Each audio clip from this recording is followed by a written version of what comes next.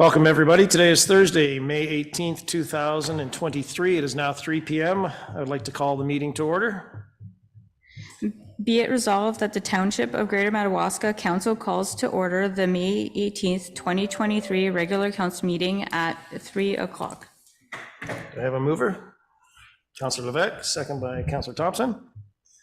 All in favor? So moved. Would please stand now for O Canada.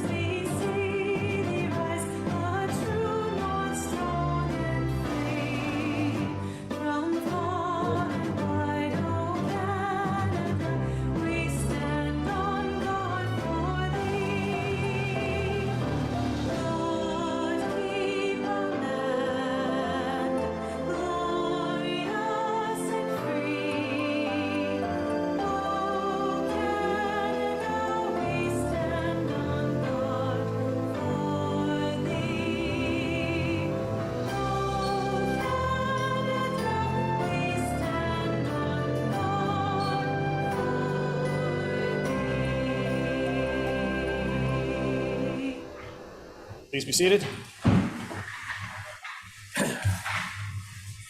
As we gather in chambers, I would like to acknowledge on behalf of the council and our community that we are meeting on unceded traditional territory of the Algonquin people.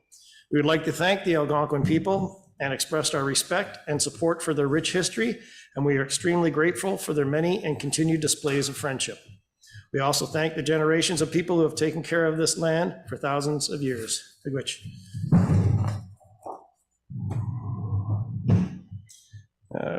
we have the approval of the agenda. That the agenda of the council meeting of May 18th, 2023 be approved as amended. Addition, meeting locations discussion item. Do we have a mover? Councillor Thompson, second. Councillor Tripp. All in favor? So carried. We have the minutes approval and acceptance from the 18th, 20th, and May 9th. That the following minutes are approved by council. April 18th, 2023 special council meeting, April 20th, 2023 regular council meeting, May 8th, 2023 joint special council meeting. Do we have a mover to accept? Councillor Levesque, second. Councillor Popke. All in favor to accept? So carried. Oh, there we are. Meeting of acceptance resolution 129-23.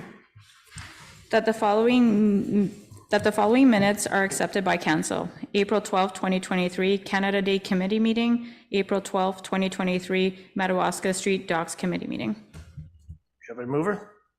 Councillor Tripp, second. Councillor Popke. All in favor to accept? So carried. Declaration of pecuniary interest and general nature thereof. None seen. We move on to number 5 now. Facilities Environment Department, 5.05.1 Food Cycler Pilot Project. Who do we have speaking on that today? I can speak to that, Mayor. Thank you. Oh yeah, so at the last council meeting, we had a presentation from the Food Cycler pilot project. They did this so we touched base with Renfrew, got information from them, and they have done the program. And originally when they did the program, they did it for 100 units. They did a survey first, and they had 80 people that put in for this, that they would do this on the survey, and then they found another 20 just word of mouth. So my thoughts, if council is in agreement, would to do a survey first before we do go ahead with it and buy these units, and see if the public is interested, and get the 50 people first, and then next year budget to purchase the unit, the grinder, and then start the project if there is interest from the public. Thank you. Do we have a resolution for that? That council directs staff to prepare and publish an online survey in 2023 regarding the food cycler pilot project. Do we have a mover for that? Councillor Thompson, second. Councillor Tripp. All in favor to move forward with the project? Unanimous, so carried. We have a point number 6 now, your Public Works Department in regards to 6.05.1 Southside Way. Steve, you have some comments on that, please, sir? Yes, so a little bit of background on it. We've had residents from Southside Way requesting additional maintenance on Southside Way. So a few weeks ago, I spent some time down there with the surveys, looking at the drawings, looking at where the drainage issues are, and found out that we can do the work inside the property that we already have there in the road allowance. So there's no need for purchasing of land, and we can do it in the forest road sections as well. So my recommendation is that council direct staff to include Southside Way in the 2024 operating maintenance budget as part of the tender for gravel and replacement of culverts and ditching for this section of drainage. That being said, also we could, depending on how the capital projects go this year, we could maybe spend some time there this fall, but I can't say for sure. It all depends on how our capital projects go. There could be rain days that put us behind, or winter could hit sooner than we'd like in the fall. So it would all depend on what the weather. So for the ditching portion, there may be a chance we could do some this year yet, but it all depends on how capital and weather. Okay. And the resolution? Yeah, I was going to move it second and then open it up for discussion. That council directs staff to include Southside Way in the 2024 operating maintenance budget as part of the tender for additional gravel, replacement of culverts, and ditching to remediate sections with drainage issues. Do we have a mover? Councillor Thompson, second. Councillor Levesque. We'll open this up to discussion now. Any comments, questions, or concerns? Councillor Thompson? I'm wondering if we don't have gravel roads on our asset management plan, and I know this one needs to be done, but I don't know what else needs to be done. So if we say, yes, we'll do this, without having a full picture of what else needs to be done, I'm wondering, when do you think the gravel roads will be included in the asset management plan that would make it easier for us to make these decisions? So in regards to the asset management plan, currently it's just the way it's showing. So we have the asset management plan includes gravel roads. The intent of it right now is that gravel roads are maintained through the operating budget. And you're correct. So in the state where the operating budget we're referring to doesn't have necessarily a plan in place. So same concept through the operating. We're still working through that process to get our gravel road plan up and going in the asset management plan in that detail. We will have to, going into this fall, go with what we think should be, what remedial work should happen on the gravel roads leading up to probably into next year to actually develop this plan. So I agree with that. So what we're proposing here is, if we do recognize there's a concern there in certain spots, that we're able to maintain it within the budget. And if it happens that we can't, we would be increasing the operating budget going into 2024 to allow for this. The increase would also be available for the other years when we start really maintaining our gravel roads. So it wouldn't be as if it was increased and has to be decreased again. So the intent here is to tackle some parts of a road that we already have, we recognize there's a drainage issue with. Supplement? Another question I have is now I forgot my question. I was trying to keep it in my head. Oh, the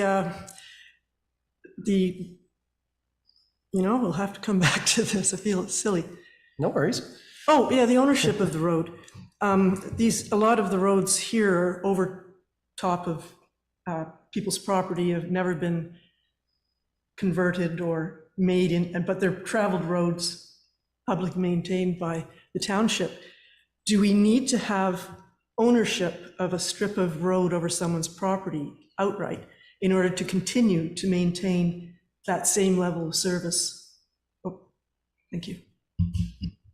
No, we don't need to have, there's a clause in the Municipal Act, I can read it, that it says, case law that has established rules to determine the extent of the township rights over a forest road. Municipalities do not automatically own the 66-foot right-of-way on a forest road. The case states that the forest road is only the traveled portion plus the allowance of either side necessary for operations and maintenance of the road. Shoulders, ditching, and snow storage are generally what is considered an area over which the forest road exists. So after, when the amalgamation happened, anything after December 31st, 2002, this came law in the Municipal Act.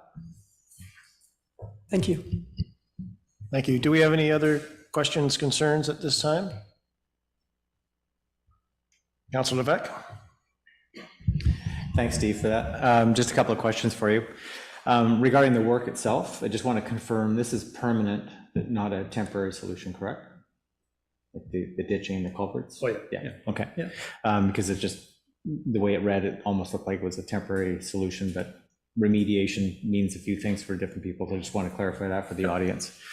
For the LCB, or the top surface, I know that was requested, but it wasn't mentioned in the report. And just wanted to ask if this is not going to happen now as part of this work, can it be, or will it be a consideration for a future budget year, maybe for you or? I would never recommend surface treating any more gravel roads because of the cost it entails to maintain them.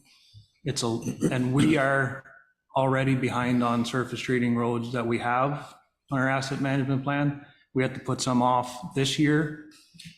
We have to move them, and we know next year we're probably going to have to move some more. So I don't see it helping us by adding more to these gravel roads. And it's a lot easier to maintain that road with the grader than it is to have patching. Like patching is, one load of coal patch is $4,000. Well, I can buy 12 loads of gravel for $4,000. So it's a lot cheaper to maintain a gravel road than surface treated. Okay, thank you. Thank you. Any other questions, comments, or concerns?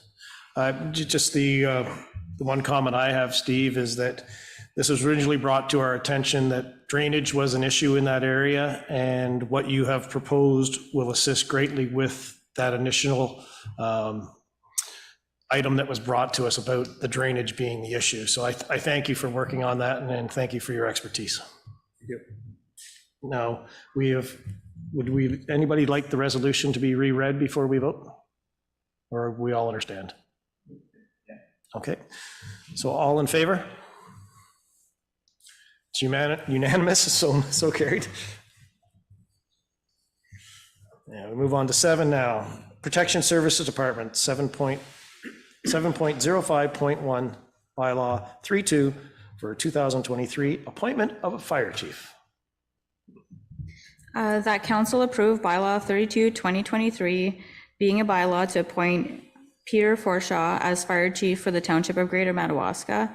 And furthermore, that council repeals bylaw 19, 2023.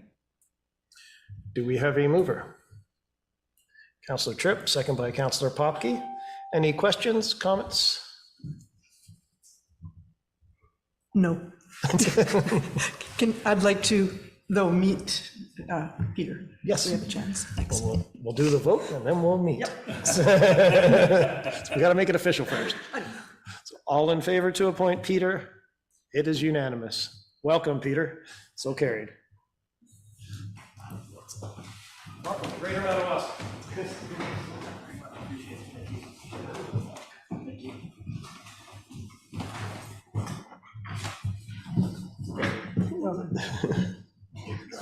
One more.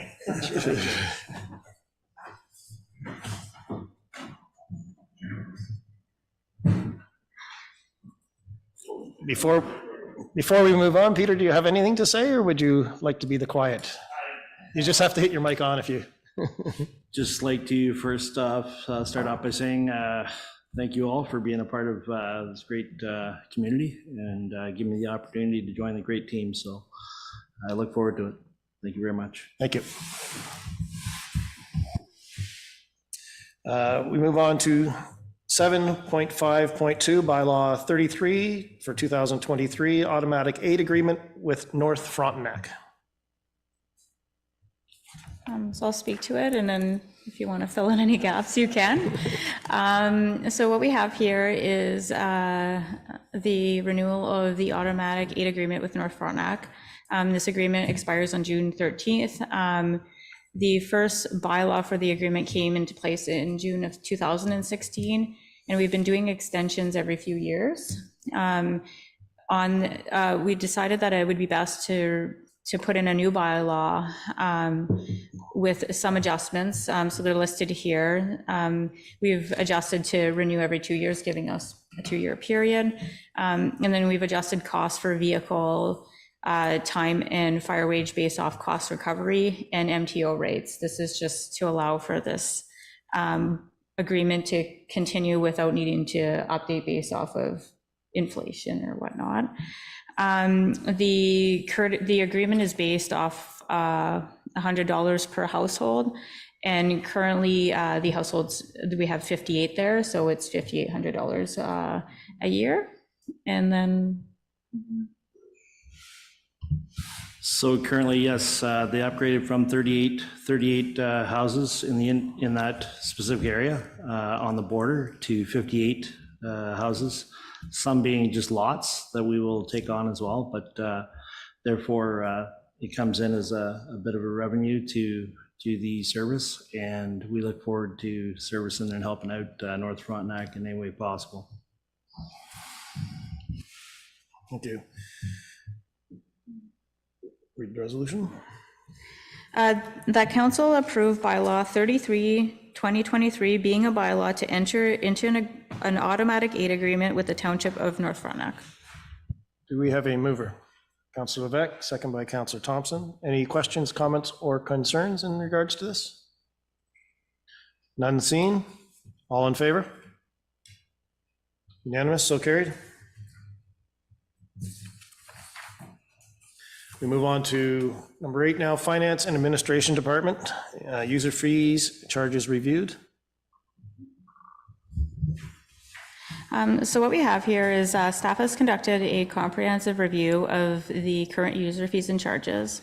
So the current bylaw or draft bylaw is attached to this report, which includes all of the fees. Within this report, it only includes the ones that were adjusted.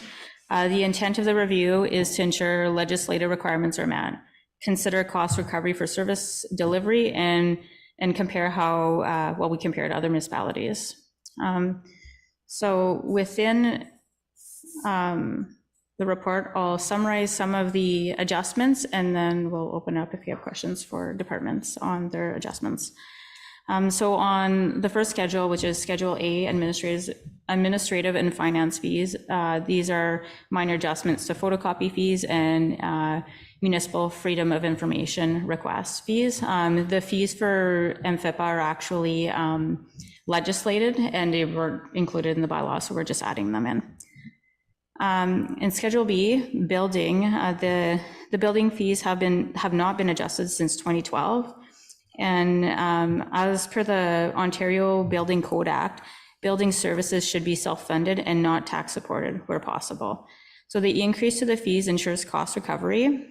And as we've indicated in the resolution, is that for planning or for building fees, we require a public meeting with a notice period of 21 days. So within the recommendation, we're asking that council approve us to proceed this way, to have the meeting as per legislation. Under the planning fees, similar to building fees, they have also not been adjusted since 2012. A significant amount of time is spent on delivery of these planning services, while only 15 to 20% are recovered through revenues. So what we have here is we have quite a few of them that are requiring deposits. The intent of deposits is to collect funds for these applications, to recover costs for legal fees or engineering fees or whatnot that are required. So the applicant would provide the deposit and then receive the funds that weren't used. The intent of this is to recover costs. In the past, we didn't collect deposits, we would incur the expenses at the township against the taxpayer. So this would remove that. And then you'll see a few sections where there's no, in the current column, there's no fee. These had no fees. So when these applications were coming through, these were full funded, the works around it were funded by the taxpayer. So what we're doing here is attempting to get some of the cost recovery for the planning services for application-specific work. So you see under the schedules for fire and recreation, currently there's no adjustments included. And then it leaves us with public works. What we're doing is we're adjusting the charge out rate for equipment to be as per the OPSS external rate schedule. The intent of this is to, if we need to use equipment for capital projects and recover those costs, say through a grant, that we're following the OPSS rates. Again, it's similar to the agreement where we're not needing to adjust the fees every time we want to collect or when there's inflation.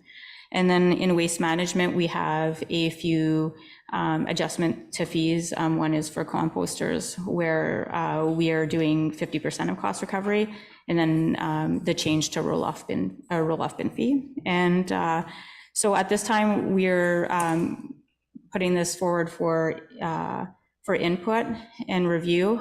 The expected revenues based on these adjustments, mostly in planning and development, for 60,000 in building and 20,000 in planning.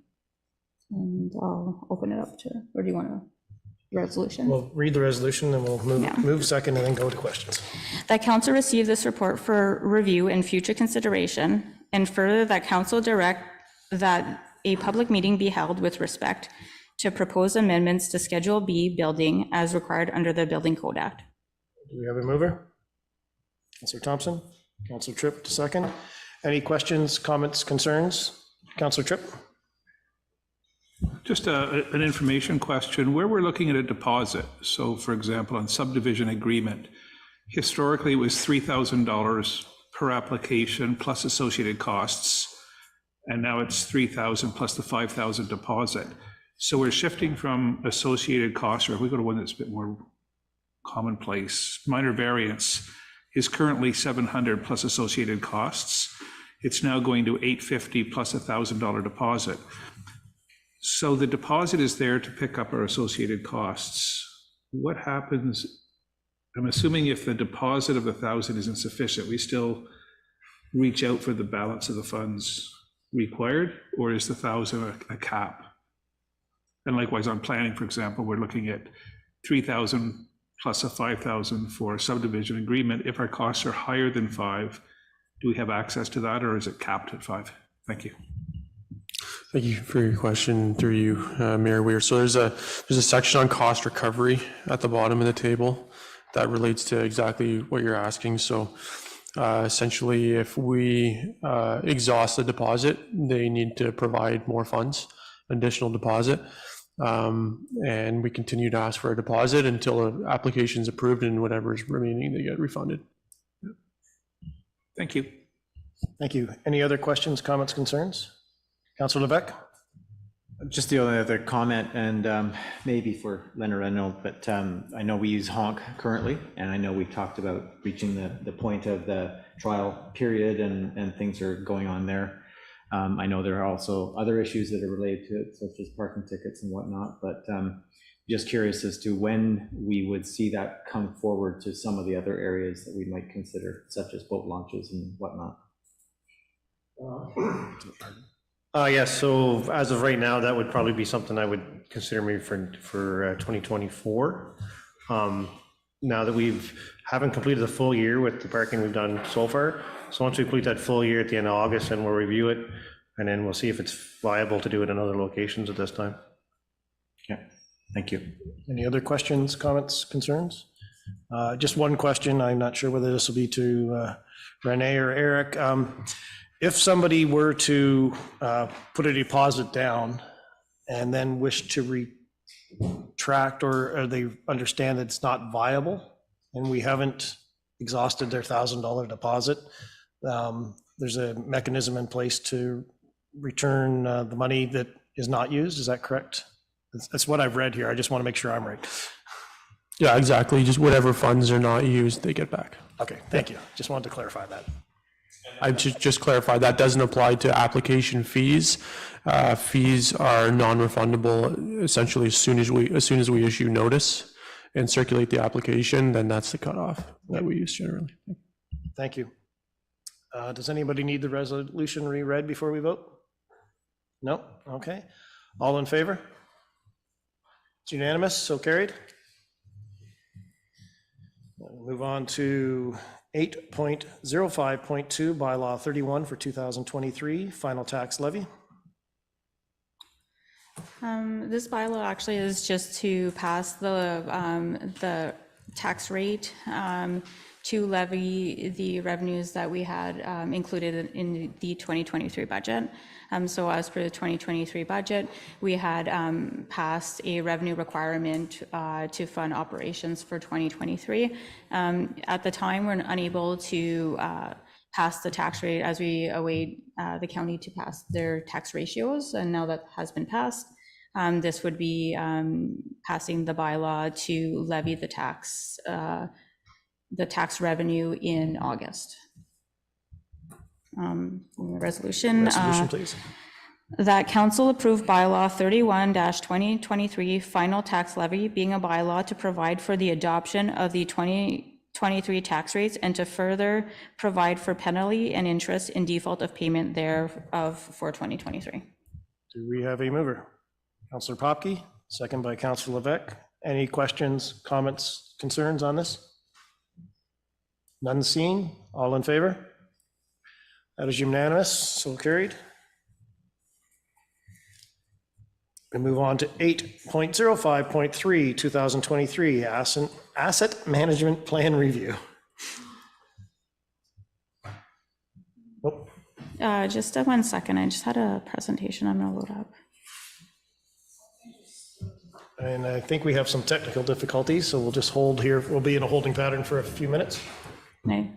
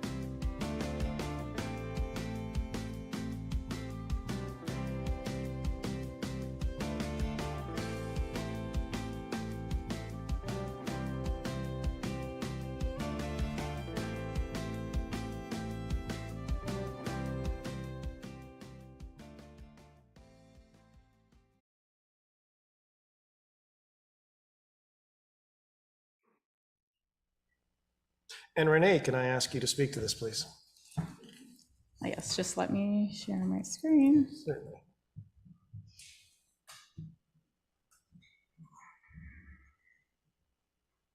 Perfect. So what we have today is I included an update or review for the asset management plan that was passed in 2022. And then recognizing that this council was not here when we passed the 2022 asset management plan, I thought it would be beneficial to go through kind of a similar PowerPoint that we would have went through at the time. So as indicated in the report, there are 4 deadlines that the township or the municipalities throughout Ontario had to becoming compliant with as part of OREG 58817. So in 2019, we would have met the strategic asset management policy requirement. And then in June of 2022, we became compliant with the core AMP, which is to include core assets, which for us it's roads, paved roads, and then document current levels of service and costs to maintain them. And then the next requirement is for 2024, which is now to include all other roads, all other assets, so non-core assets, which is building, gravel, roads, vehicle, and equipment. As part of the asset management plan review in 2022, we became compliant with both the requirements for 22 and 2024. And then as of 2025, we have to take it one step further and use the information we've compiled for the other requirements and then bring it to what we see the proposed levels of service being, what activities are required to meet them, and funding strategies to support these requirements.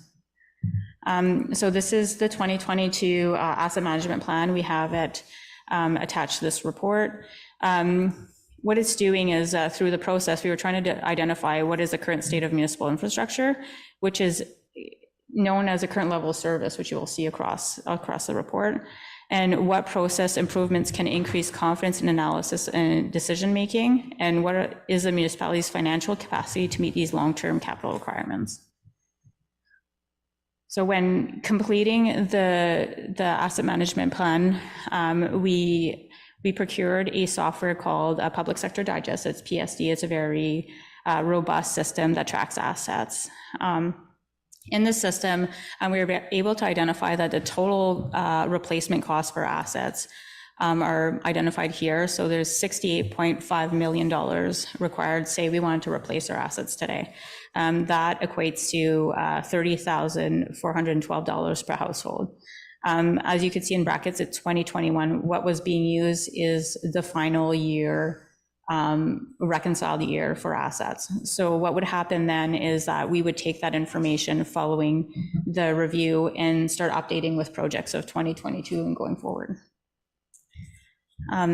The state of infrastructure, the condition is outlined here. So you can see the conditions. There's 95% of all assets are in fair or better condition.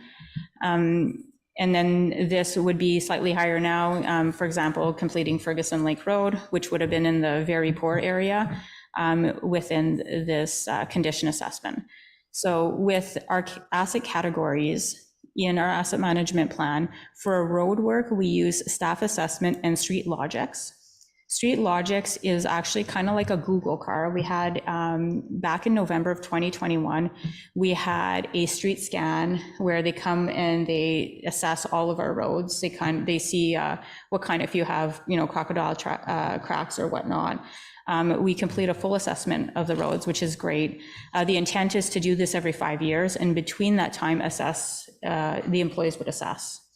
And then otherwise, buildings, machinery and equipment, vehicles and lab improvements are all staff assessed. I just added this, it's all, as part of the asset management plan, pavement condition index. This is what came out of the street scan. So as you can see, identified roads, I can't really zoom into it. You can see coming across on basically center where there's some red line coming to orange and red again. This is an assessment going from very poor to poor road condition. This is Ferguson Lake Road. So if we were to redo it today, this would be green. So the assessment here, I would want to get you a bit of a visual of roads that were assessed. And then as we move forward in our asset management software, we're able to update it based off of, some conditions. The roads may deteriorate faster. Therefore, we can't use age base anymore when assessing. This is included. It's included as part of the asset management plan document, and then I can circulate this with council if you would want to see. You could zoom it more and see the roads. So as part of the review, and it was identified that we have an average annual capital requirement of $2.2 million. So technically, to support replacement of assets, we require 2.2 million. However, we only have funds to contribute to capital assets of approximately 680,000 a year. So what it's done, it's identified a funding gap of $1.5 million a year. So in the asset management plan financial strategy, what it's doing is it's saying, for us to be able to replace our assets, we have to, over a 20-year period, we have to increase taxes by 1.6%. And then other options may come into play. And you can see here the one-time grant funding, finding other sources of income to help replace assets will help with this deficit. So some key asset management program recommendations that came out of the review in 2022 were to review the data and update, maintain, and complete an accurate data set. Once it was approved and we were in the software, we've been doing some work in cleaning up assessment of roads, for example, looking at our buildings. So we'll keep doing that. This is going to be an ongoing assessment where department heads will be assessing assets and maintaining this. We were to develop a condition assessment strategy with regular schedules, and this is what we're working towards. And then these other points tend to head into this requirement for 2025, which is review and update life cycle management strategies. Life cycle management is, we have the capability in our software to identify, say, a road. If we have a road in there, but we're doing so much maintenance every year, we're able to identify that there's so much funds going towards it that we should maybe replace it and whatnot. So this is the intent of this. And then development of regularly review short-term and long-term plans to meet with capital requirements, and then measure the current levels of service and identify proposed levels of service. So this is where the 2025 requirement comes into place for proposed levels of service. So what we have is the legislation requires municipalities to do an annual review effective a year following the next requirement, which is the July 1st requirement. So essentially it's saying that as of July 1st, 2025, we should be doing an annual review. This year I thought, and I think we should maintain this, is that annually we should do the review regardless of that. We don't need to do it until 2025 and identify items. So in this case, annually council will need to demonstrate that there was an annual review that addressed the progress and implementation of the asset management plan, any factors impeding on the municipality's ability to meet and implement the asset management plan, and then strategies to address the factors. I think we have a few items this year. One came up is that we're meeting the requirement for including gravel roads in our asset management plan.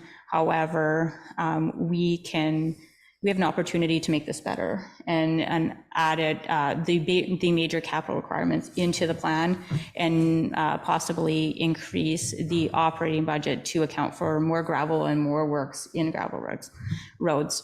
With that said, this is not included as part of the deficit we currently have and the requirement for 1.5 million with the tax increase of 1.6%. So as we make our plan better and more accurate, we are going to hit the point where there will be increases based off the requirements, and we would be aiming to do that to be able to be meeting the legislative requirements. And then another piece is, I think for progress, is that 2023 is the first year that we've been required to, we've decided to follow the plan and increase by 1.6%, and we did that.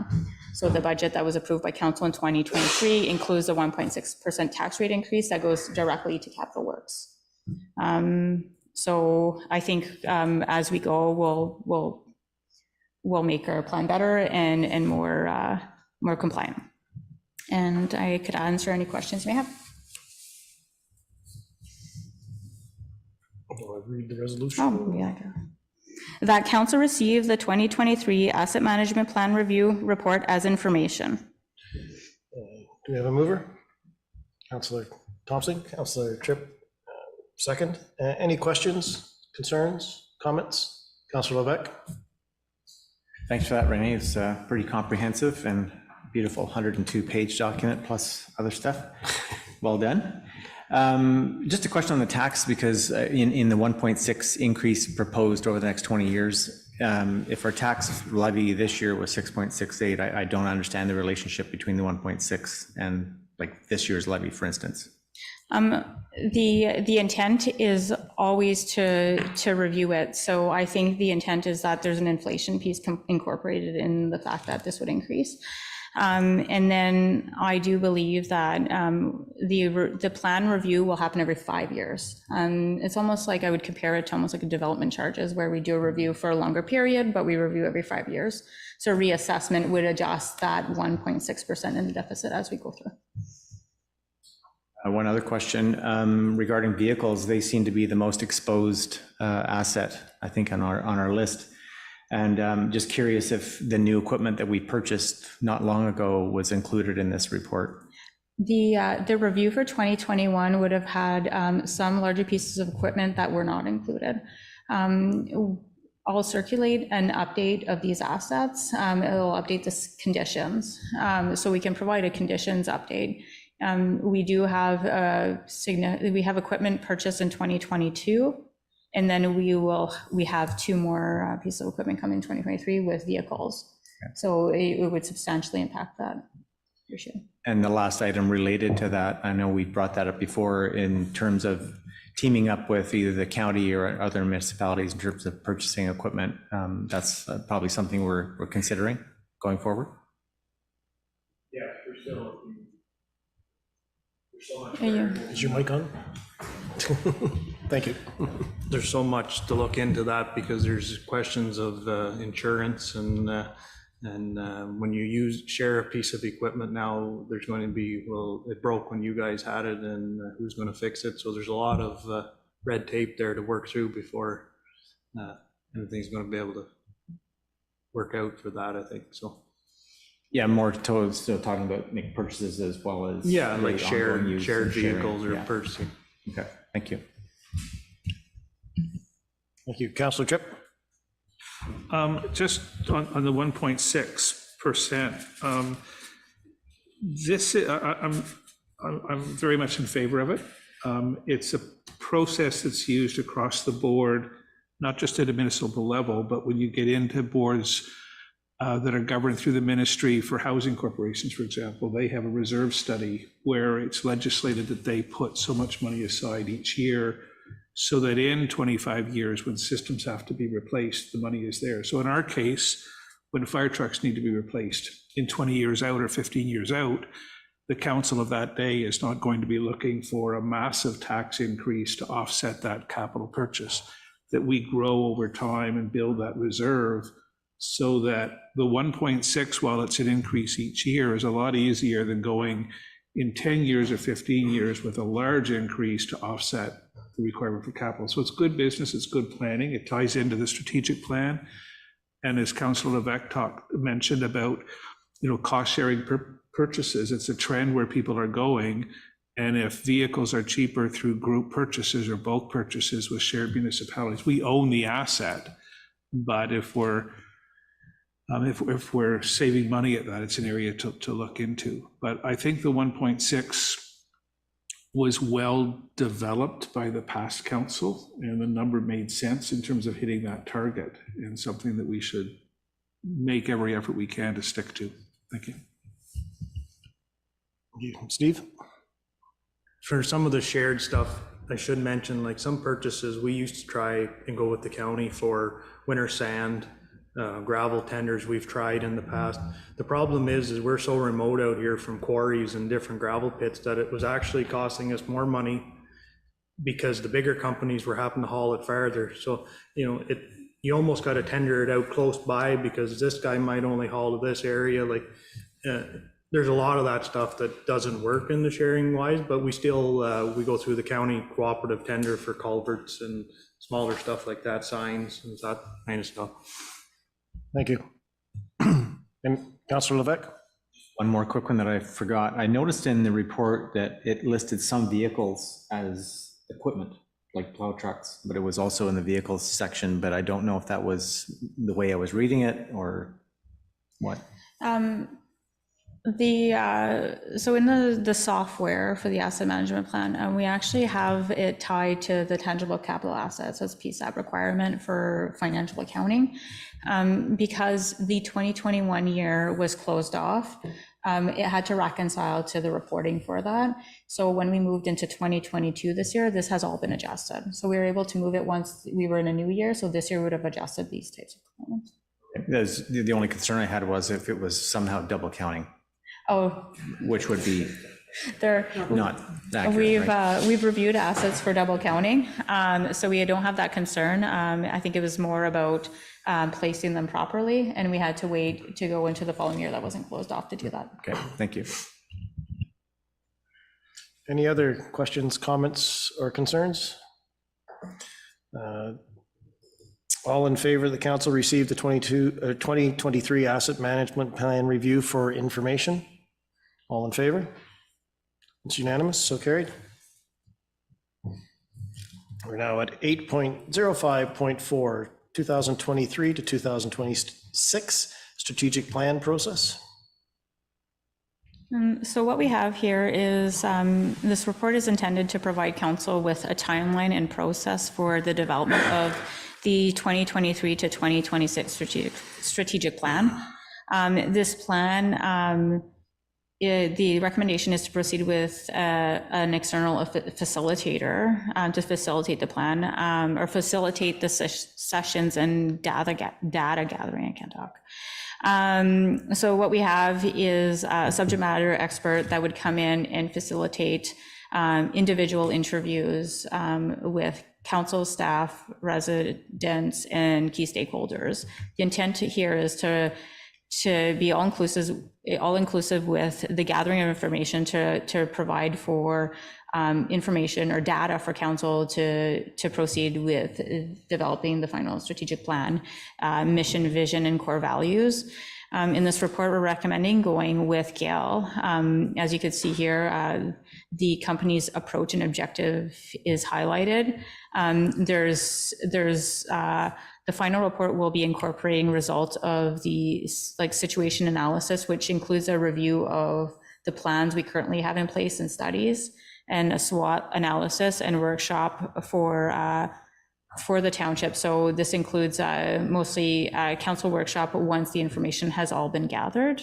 And then, as you can see here, the intent is to begin the process in June. So over June and July, collecting data and information. And then the intent is to have the final strategic plan presented to council in October.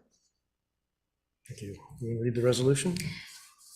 That council approve the 2023-2026 strategic plan process as described in this report, and that council award the strategic plan facilitation contract to Gale for $14,850 plus HST.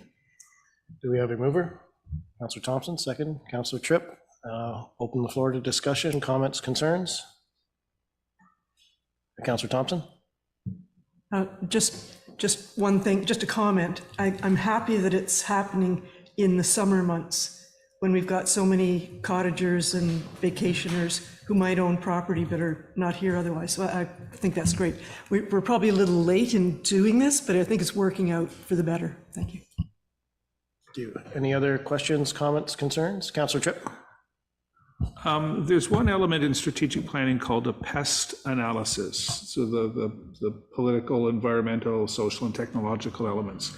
If we could also see if we can have a thread of that through it. It's a small piece, but it really captures a lot of the external elements that could influence. And I'd like to just echo Councillor Thompson's comment on the timing. I think it's also critical to note that this will come to us in the fall and is going to provide a really structured tool for us to start our budgeting exercises for next year, because it's one thing to have the process of budgeting, but it holds us accountable and transparent that if it's seen as a priority and a principle and an activity that we should be focused on, and it's not in the budget, it begs the question, why are we using taxpayer funding for something that's not a priority? And vice versa, if it is a priority, it's not in the budget, why not? So it's a very useful tool to help guide us into our second year, because our budget exercise first year, we were just at the table. This allows us the opportunity to do some forward thinking. So thanks to staff for pulling this together, and the timeline is very helpful for us. Thank you. Thank you. Any other questions, comments, concerns? Do we need the resolution read again, or is it fresh in our mind? It's fresh? Okay, all in favor? It is unanimous, so carried. We now move on to section 9, committees. 9.05.1, the Canada Day Committee. Councillor Tripp will be speaking on this. Thank you, Mayor Weir.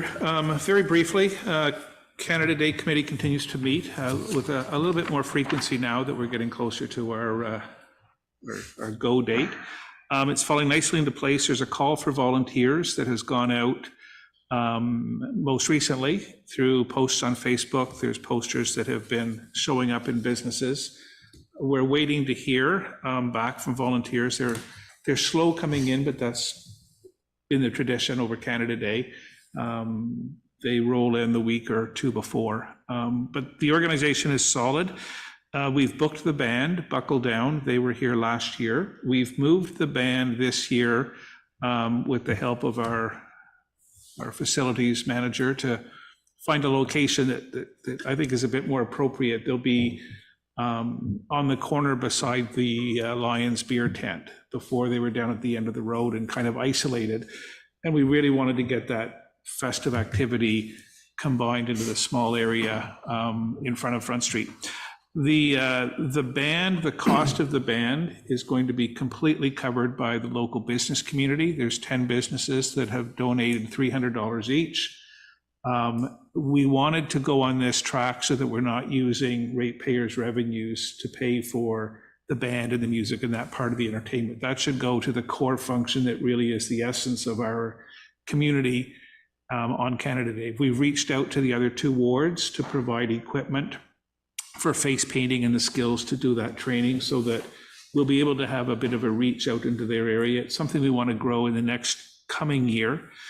On the volunteer appreciation, we recognized the number of volunteers we've had, and historically we've not done a very good job of appreciating volunteers. They come to the day, they work the day in the hot weather, and they're tired at the end of the run. This year we're going to be issuing food vouchers and for non-alcoholic drinks, and the funding for that is coming also out of the business funds that are coming from the 10 businesses. So that will cover the band and the volunteer appreciation. Again, something we want to build on in the coming years. The organization's going quite well. We've shifted the band, which requires shifting the power. So as a more long-term approach, arrangements are being made to run a significant power line to the outside of the United Church on Madawaska Street, so that this event and other events can use it as access for power. So where the Lions is set up, for example, there will be a stronger source of power for them in coming years. Last point, and this is more for future thinking at this table, is if and when we get into discussions on waterfront development, we should have a place marker to discuss community events and sufficient runs for water, for power, for the things that are required, so that if we want to do an international food court under a tent, we would have the groundwork for hot and cold running water and the proper power facilities. It's easy to do if we're doing a major renovation of that area. So just to plant that seed going forward. Other than that, it's coming along nicely. We will be ready to roll the day of. Thank you, Councillor Tripp. Do we have any questions? Councillor Thompson. I might have asked you this before, but do you leave behind like some sort of a template for the following years? Absolutely. We, this year more so than others, because we were slow getting started coming out of an election year and not having the committee placed until January. The plan is to wrap this up on the 2nd of July. We will do a report that'll come back, the final report, which we'll bring to council. And we'll have the chair of the committee bring that forward, along with a manual that outlines all of the activities, who to call for the porta potties, who to call for the tents, the list of the bands, all of the administrative back end that's gone into it will be in a manual so that the incoming committee, which hopefully can be appointed in September, can start right away to the organizing. Things that caught us by surprise are porta potties. For Canada Day, most of them are booked by this time. Bands, getting the infrastructure, the bouncy castles and all the games get booked up on the 5th and 6th and 7th of July for the following year. So that manual is going to be essential for the incoming committee for all 3 wards. Thank you. Any other questions? No? Thank you, Councillor Tripp. Moving on to some new business. I'd just like to acknowledge some residents and business of Greater Madawaska who have recently received some awards. The Ottawa Valley Tourism Association had some awards that they gave out this year, and we as Greater Madawaska, 2 companies received awards. The Sustainability Champion Award is an Ottawa Valley Tourism member who creates a positive impact on their community, their environment through responsible, sustainable tourism and tourism projects. This year's winner was Somewheres Inn in Calabogie. It is a certified Green Step Rainbow registered ECO funded program of participants, and for 1 tree is planted per stay of participants or of their customers, and a living wage is certified for their employees.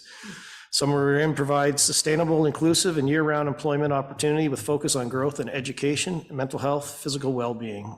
Well done, Megan James and her team at Somewhere Inn.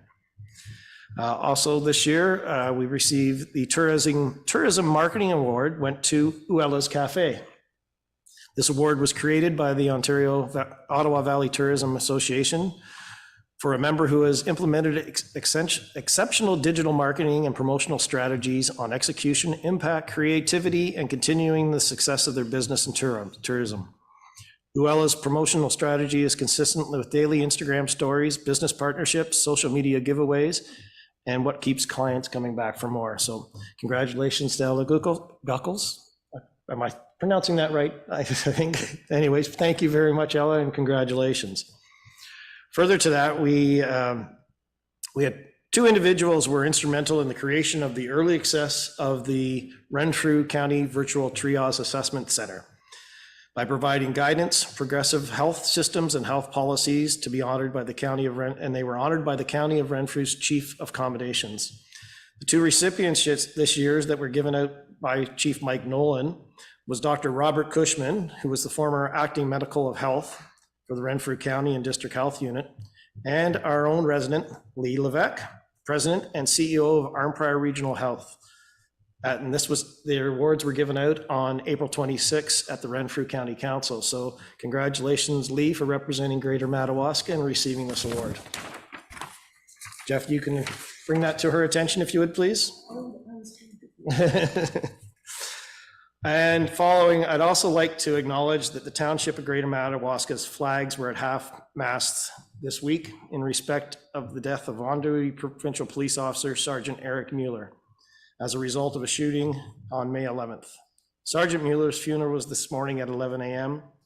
And on behalf of the Township of Greater Madawaska, we send our condolences to Sergeant Mueller's family, friends, colleagues, and our thoughts are with the two injured officers that were involved in this as well. That concludes my address.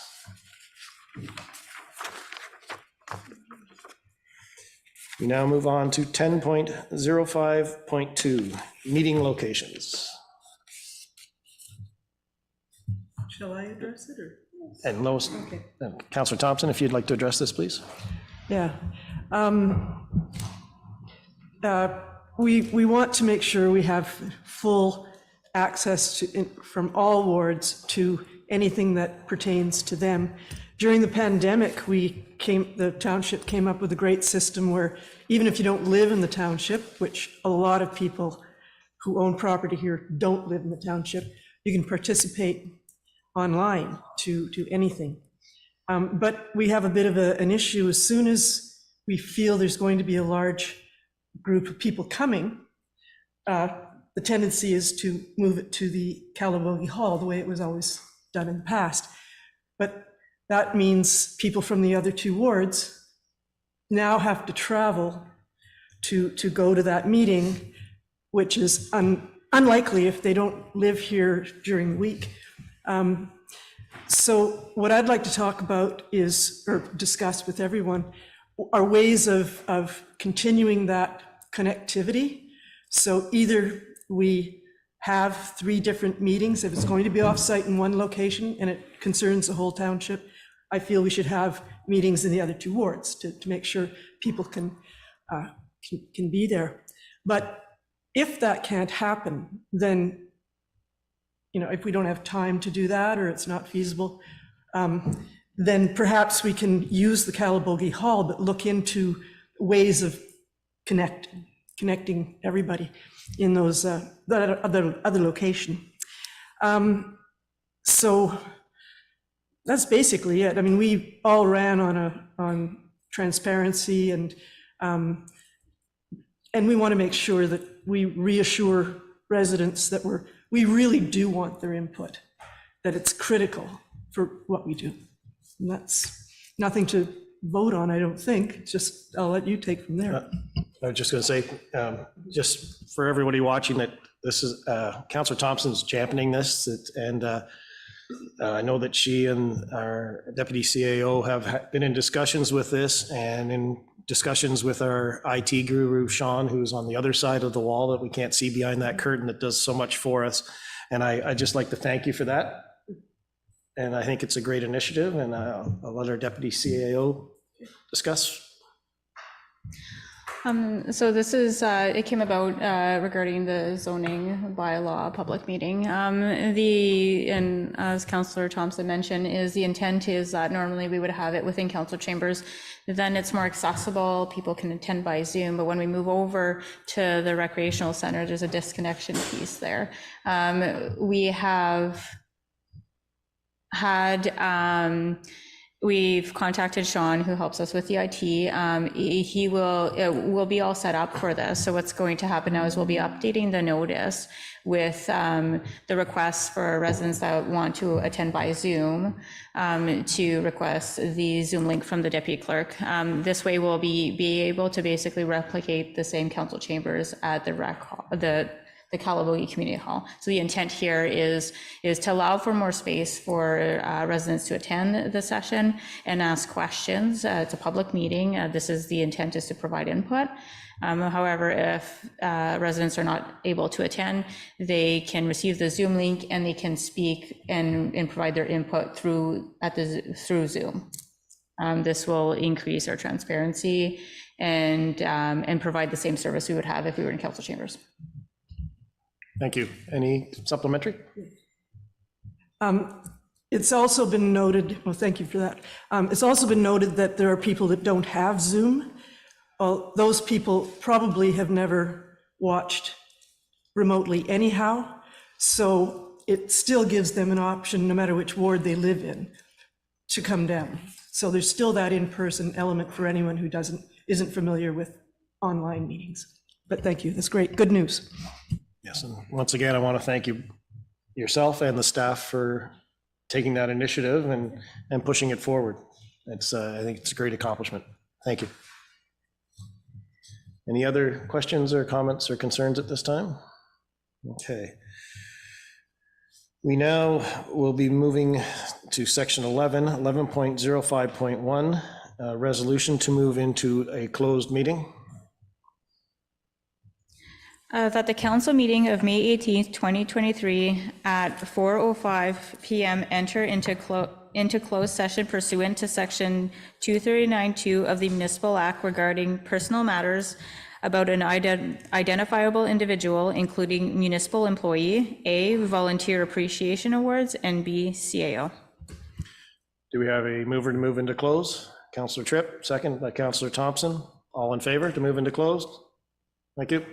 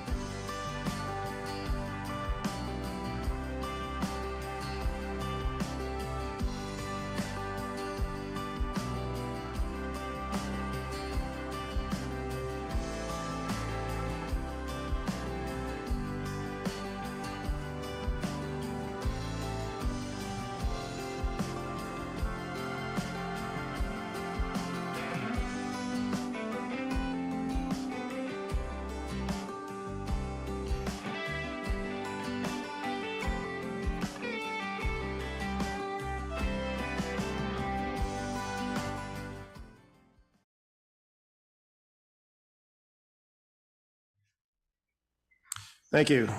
Moving back into open session, 12.05.1, move to open, resolution. That the council meeting of May 18th, 2023 move back into open session at 4:39 PM. Do we have a mover to move back into open? Counselor Thompson, second by Counselor Tripp. All in favor to move back into open? We're in open.